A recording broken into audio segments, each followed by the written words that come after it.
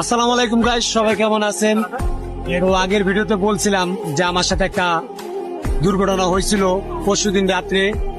তো আগের ভিডিওতে পুরো কথা বলতে পারিনি কারণ ভিডিওটা অনেক লং হয়ে গেছিল। তো বলছিলাম যে ডাকাতদের এখন দুই গাড়ি বেশিরভাগই টার্গেটে থাকে। এক হলো স্লিপার কোচ গাড়ি, এই যে এসব এসি গাড়িগুলো, কারণ এগুলো বাইরের থেকে ভিতরে কিছু দেখা যায় না, কি হয় না হয়। আর বর্তমানে তারা এরকম ভাবে রাস্তাঘাটে সিন্ডিকেট করে, গাড়ি নিয়ে ইচ্ছা করে গাড়ির সামনে এসে তাফালিং করে, মানে যখন আপনি একটু বেশি হরেন দিবেন বা একটু চাপ খাবে, ওই উচিলে আপনার গাড়ি আটকাইবে। আটকায় কি করবে? আপনার সাথে তকতকি করে আপনার গাড়ি দুইটা সব যাত্রীদের থেকে মানি ব্যাগ, মোবাইল টোবাইল সবকিছু নিয়ে নেয়। তা যাই হোক, আপনাদের দোয়া এবং ভালোবাসা আসলে দিকে একটুর জন্য আমি বেঁচে গেছি। আর দ্বিতীয় কথা, ট্রাক ড্রাইভারদের টার্গেটে রাখে, কারণ ওনাদের গাড়িতে ওনাদের সবসময় টাকা থাকে না, সাথে ওনাদের গাড়ি টার্গেট করে। তো যাই হোক, আমার 64 জেলার ড্রাইভার ভাইদের উদ্দেশ্যে একটা কথা বলতে চাই যে রাত্রে যাই কিছু হোক না কেন, আপনারা জামে যদি পড়েন হাই রোডে, অন্তত গ্লাসগুলো আটকায় রাখবেন সব সময়।